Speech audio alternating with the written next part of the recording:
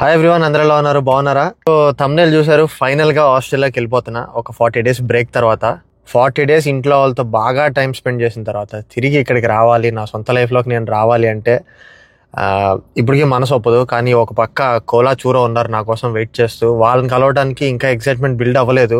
Maybe ఇల్లు వదిలి కొంచెం దూరం వెళ్ళి ఫ్లైట్ ఎక్కుతున్నప్పుడు అప్పుడు మొదలైద్దేమో కోలా చూరోని కలవబోతున్నాను అని చెప్పి. ప్రస్తుతానికైతే ఇంట్లోనే ఉండిపోవాలని ఉంది నాకైతే.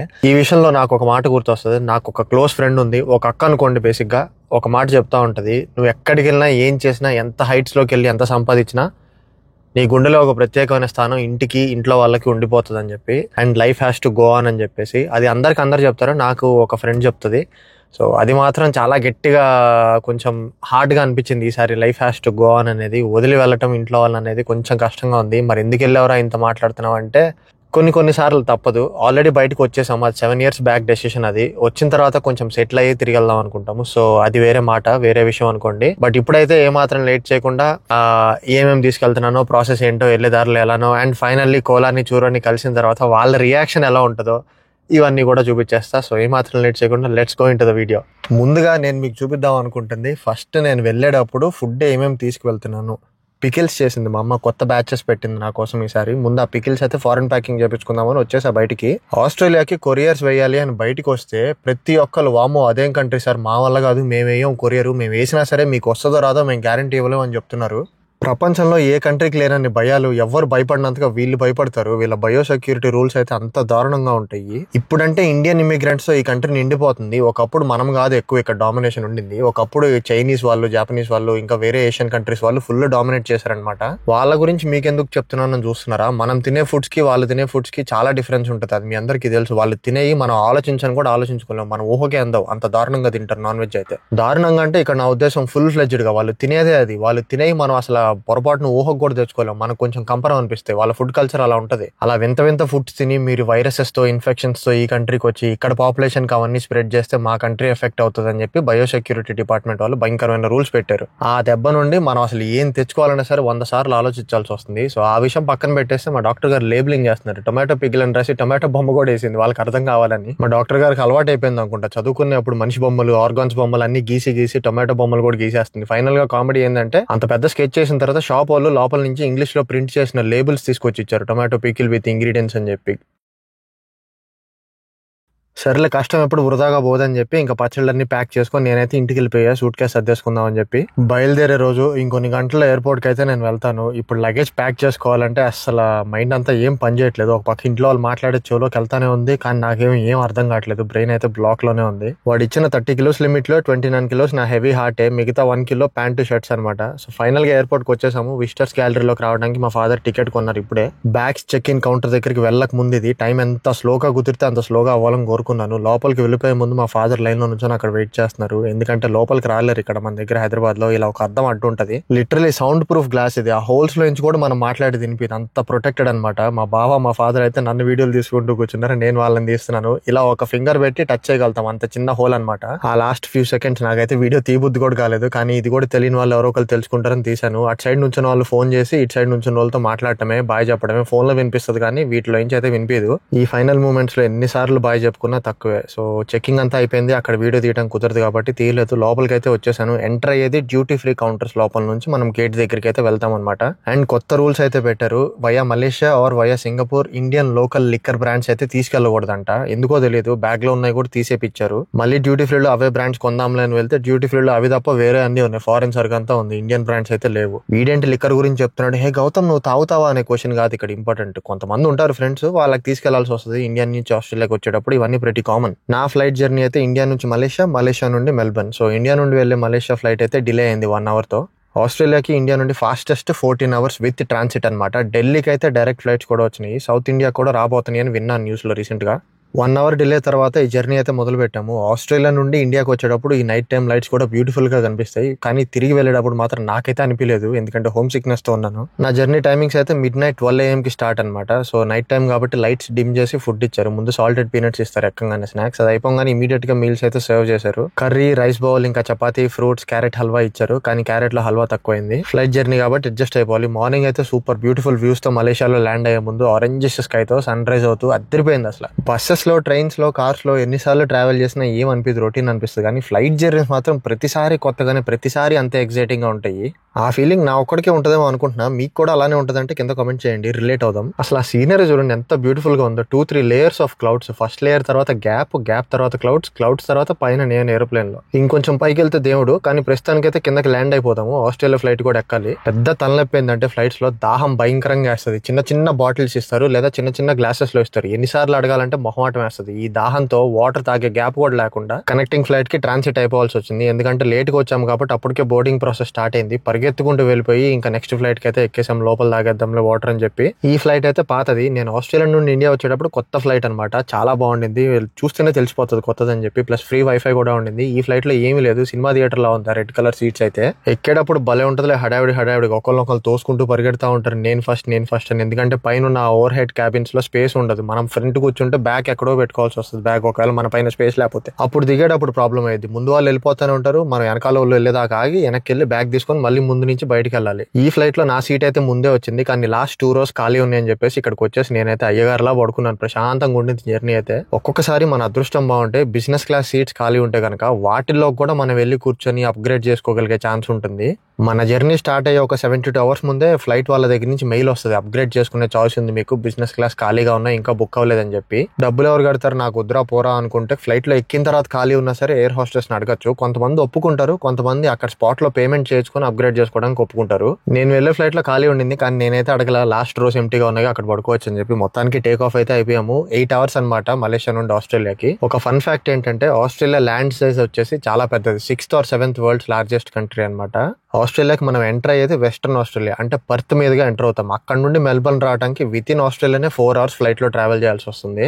మనకున్న 8 hours ఫ్లైట్ జర్నీలో 4 hours అక్కడే అయిపోయింది. ఇండియాకి దగ్గరగా ఉండాలి అనుకునే వాళ్ళు పర్త్ లో వచ్చి సెటిల్ అవ్వండి. అక్కడైతే టైం డిఫరెన్స్ కూడా ఉంటుంది. మెల్బర్న్ కి పర్త్ కి డిఫరెన్స్ ఉంటుంది. ఇండియాకి క్లోజ్ గా ఉంటుంది. అది అనుకోకుండా ఈ ఫ్లైట్ టేక్ ఆఫ్ అయిపోయిన తర్వాత ఇక్కడ కూడా వ్యూస్ అదిరిపోయినాయి. అది ఏం రివరో ఏం కాలువో నాకు తెలియదు కానీ వ్యూస్ అయితే క్రేజీ ఉన్నాయి. మలేషియా మొత్తం కూడా పామ్ ట్రీ ఫారెస్ట్ లో ఎక్కువ ఉన్నాయి. ఎందుకంటే పామ్ ఆయిల్ ప్రొడక్షన్ చాలా ఎక్కువ ఈ కంట్రీలో. ఎక్కిన వెంటనే మీల్స్ ఇచ్చేసారు. సెకండ్ రిఫ్రెష్మెంట్ అంటే సెకండ్ ఫుడ్ బ్రేక్ వచ్చేసి దిగే ఒక 2 hours ముందు ఇస్తారు. ఈ లోపు తిని పడుకోవడమే. ముక్కి మూలిగితే ఒక చిన్న సైజ్ వాటర్ బాటిల్ ఇచ్చారు. నాకైతే ఫుడ్ లో ఈ రోజు ఎగ్ ఆప్షన్ ఒకటే ఉండింది. వెజ్ బుక్ చేసుకున్నా సరే లేదన్నారు. ఈ ఎగ్ మీల్ సెట్ పేరు వచ్చేసి ఎగ్ రిసోటో అంట. ఎగ్ అయితే ఆల్మోస్ట్ జున్నులాగే ఉంది టెక్స్చర్ అయితే. అండ్ స్ట్రాబెరీ యోగర్ట్ కూడా ఇచ్చారు. ఫైనల్ గా క్యాండ్ బీన్స్ ఉంటాయి కదా అవి కూడా పెట్టించారు ఒక బౌల్ లో ప్రోటీన్ సోర్స్ కోసం. అలానే ఫుడ్ తో పాటు స్నాక్స్ కూడా ఇస్తారు. చీజ్ క్రాకర్స్, ఆ బిస్కెట్స్ మీద చీజ్ స్ప్రెడ్ చేసుకుని తినాలి. టేస్ట్ అయితే చాలా బాగుంటుంది. మంచి స్నాక్ ఐటమ్ అయిపోతుంది. ఇక్కడ వాళ్ళు తెగ తింటారు ఆస్ట్రేలియాలో వీళ్ళైతే. అయిపోయిన తర్వాత ఐస్ క్రీమ్ కూడా ఇచ్చాడు. Frozen ice cream 3 pieces of ice cream వస్తుంది. Vanilla flavoured with strawberry covered అనమాట. ఎంత ఫ్రోజన్ ఎంత గట్టిగా ఉందంటే ఒకటి తినేసరికి నా పళ్ళు పగిలిపోయింది. నా వల్ల కాదని చెప్పి పడేశాను. అన్నిటికంటే the most important Australia enter అయ్యే ముందు ఇది. దీన్ని వీళ్ళ భాషలో ఏమంటారంటే డిక్లరేషన్ కార్డ్ అంటారు. ఎంటర్ అయ్యేటప్పుడు మీరు ఏ కంట్రీ నుండి వస్తున్నా సరే ఈ ఫామ్ ఫిల్ చేయాలి. మీరు ఏం తెచ్చుకుంటున్నారో ప్రతి ఒక్కటి కూడా మెన్షన్ చేయాలి. మెన్షన్ చేయకుండా మీరు తీసుకొచ్చే పని అయితే చాలా సివియర్ కాన్సిక్వెన్సెస్ ఫేస్ చేయాల్సి వస్తుంది. సో కంపల్సరీ ఫిల్ చేయండి అప్రోప్రియేట్ ఇన్ఫర్మేషన్ తో. కంట్రీ దగ్గరికి వచ్చినప్పుడు ఇస్తారనమాట మనకు ఆ డిక్లరేషన్ కార్డ్. ఇంకా ఆల్మోస్ట్ ల్యాండ్ అయిపోయే టైం అయింది. వచ్చే ముందు నేను ఇన్ఫర్మేషన్ స్క్రీన్ అయితే పెట్టుకొని ఉంచుతా. ఇంకా ఎంత డిస్టెన్స్ ఉంది మనకి, బయట టెంపరేచర్ ఎంత టైంలో రీచ్ అవుతాం ఇవన్నీ కూడా చూపిస్తాయి. ఆటోమేటిక్ లైట్స్ అయితే డిమ్ చేసేస్తారు ల్యాండింగ్ ముందు. విండో షేడ్స్ అయితే ఓపెన్ చేసి పెట్టమంటారు. సీట్స్ మనం పుష్ బ్యాక్ చేసుకుంటే కనుక స్ట్రైట్ గా సెట్ చేయాలంటారు. సీట్ ట్రేస్ అన్ని క్లోజ్ చేయాలంటారు. చాలా రూల్స్ ఉంటాయి. దిగే ముందు అయితే మెల్బర్న్ కి ఆల్మోస్ట్ వచ్చేసాము. మ్యాప్ అయితే కనిపిస్తుంది. ఇందాక నేను చెప్పిన ఇన్ఫర్మేషన్ ఉంటుందన్నాను కదా. ఇంకా మెల్బర్న్ కి 46 kilometers ఉంది. ఇప్పుడు దాకా ట్రావెల్ చేసింది 6400 kilometers. ఏ టైంకి వస్తున్నామో కూడా క్లియర్ గా చూపిస్తుంది. ఎయిర్ హోస్టెస్ ఇలా వచ్చి మన పొజిషన్ అంతా కరెక్ట్ గా ఉందా లేదా చూస్తారు ల్యాండ్ అయ్యే ముందు. లైట్స్ అయితే టోటల్ గా డిమ్ అయిపోయినాయి. మేము ల్యాండ్ అయ్యేది ఈవినింగ్ ఆల్మోస్ట్ 7:05 అయింది అనమాట. యాక్చువల్ టైం కంటే ఒక ½ hour ముందే వచ్చాము. హైదరాబాద్ నుంచి మలేషియా లేట్ అయింది కానీ మలేషియా నుండి మెల్బర్న్ చాలా ఫాస్ట్ గానే వచ్చేసాము. బయటకు వచ్చిన తర్వాత ఇప్పుడు నేను ఎక్కిన ఫ్లైట్ ఇదే చూపిస్తున్నాను. ఆస్ట్రేలియన్ ఇమిగ్రేషన్ చెక్స్ దగ్గర ఎలాంటి వీడియో కెమెరాస్ కూడా పనిచేయవు అంటే మనం యూస్ చేయకూడదు. అన్ని రెస్ట్రిక్టెడ్ అనమాట. సో నా చెకింగ్ అంతా అయిపోయింది. బయటకు వెళ్ళిపోయి బ్యాగేజ్ కలెక్ట్ చేసుకోవాలి. ఇప్పుడు కొత్తగా రాబోయే స్టూడెంట్స్ చూడొచ్చు. మీరు బయటకు వచ్చేది ఇక్కడ నుండే. అరైవల్స్ వాళ్ళ దగ్గరికి మీరు ఎవరైనా రిసీవ్ చేసుకోవడానికి వెళ్తుంటే ఇక్కడికి వెళ్ళే వెయిట్ చేయాలన్నమాట. బయటకు వచ్చిన తర్వాత ఇట్లా పార్క్ రాయల్ హోటల్ అని ఉంటుంది. దీని దగ్గర 3 lanes ఆఫ్ పార్కింగ్ ఉంటుంది. ఇది 1 minute పికప్ జోన్ అనమాట. మిమ్మల్ని ఎవరైతే పికప్ చేసుకుంటున్నారో వాళ్ళకి మీరు ఏ లైన్ లో ఉన్నారో ఆ లైన్ నెంబర్ చెప్పేస్తే చాలు. వెనక్కి తిరిగి చూస్తే అదే ఎయిర్పోర్ట్. మీరు అక్కడి నుంచే బయటకు వచ్చింది. ఒక లైన్ ఏమో టాక్సీస్ కి గ్రూప్ రైడ్స్ కి మాత్రమే ఉంటుంది. ఇంకొక 2 lines ఏమో ప్రైవేట్ పికప్స్ కి మాత్రమే. ఫైనల్లీ నా ఫ్రెండ్ మోహన్ దాస్ కరమ్చంద్ గాంధీ అయితే వచ్చేసాడు నన్ను పికప్ చేసుకోవడానికి. ఇంతకు ముందు వీడియోస్ లో కూడా ఇతను మీరు చూసే ఉంటారు. దానికి ఇంటికి వచ్చేసా. కోలా చూరని 1.5 month తర్వాత చూడబోతున్నాం. వాళ్ళ రియాక్షన్ చూద్దాం.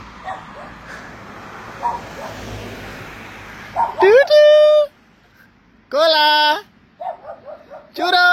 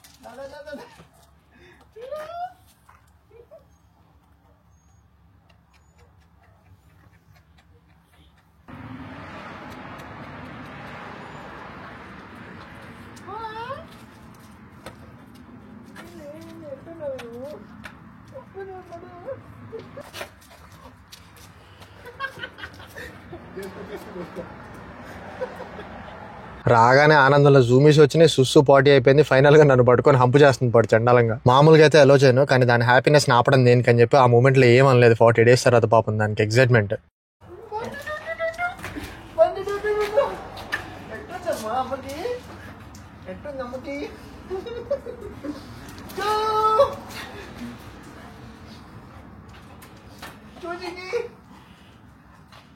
వాసన కొత్తలు వస్తుందా?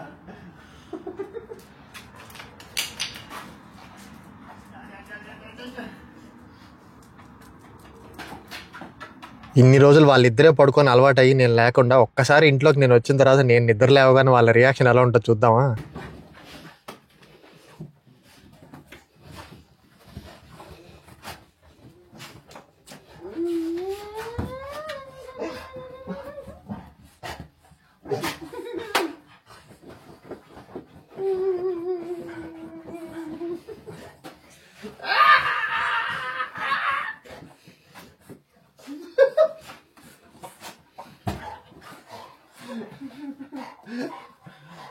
పళ్ళు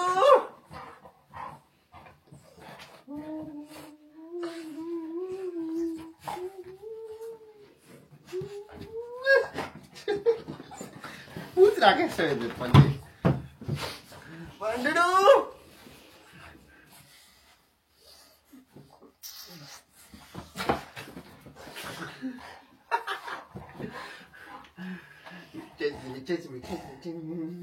మన చేతి బెల్లి రప్స్ పడాలన్నమాట, అప్పుడు ప్రశాంతంగా ఉంటుంది. ఇంకా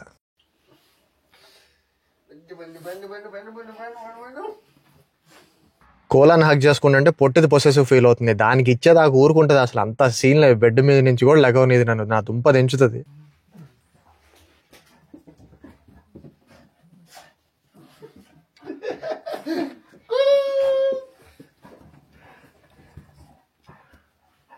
ఇంకా నిద్ర లేచి I'm trying to get on with my day. కాకపోతే ఇన్ని రోజుల నుంచి కార్ షెడ్లో ఉంది కదా, అందుకని చెప్పి కార్కి గాలి పోయింది. నేను గాలి పంపు చేస్తుంటే వీళ్ళిద్దరు అసలు పక్క నుంచి కదిలితేనేగా మిస్ అయ్యారుగా. మళ్ళీ వీడు ఎక్కడ వెళ్ళిపోతాడా అనే భయంతో పాప నాకే అతుక్కొని నా చుట్టూనే తిరుగుతూ భలే బాధేసింది నాకు వీళ్ళిద్దరిని చూస్తే. కానీ ఏం చేస్తాం, కొన్ని తప్పదు. అందరికీ ఒక మిస్సింగ్ ఫీలింగ్ ఉంటుంది. ఏదైనా ఇంట్లో వాళ్ళు మిస్ అవుతారు, లేదా వాళ్ళు పెళ్ళైన వాళ్ళు అయితే వైఫ్ ని మాత్రమే మిస్ అవుతారు. కానీ నాకు 2 మిస్సింగ్ ఫీలింగ్స్ ఉంటాయి. ఆస్ట్రేలియాలో ఉన్నంతసేపు ఇంట్లో వాళ్ళని మిస్ అవుతా ఉంటా, ఇండియాలో ఉన్నంతసేపు ప్రశాంతంగా ఉండకుండా చూరోకోళ్ళని మిస్ అవుతానే ఉంటా. కానీ ఇండియాలో టైం వాళ్ళతో ఎంజాయ్ చేస్తూ ఉంటా.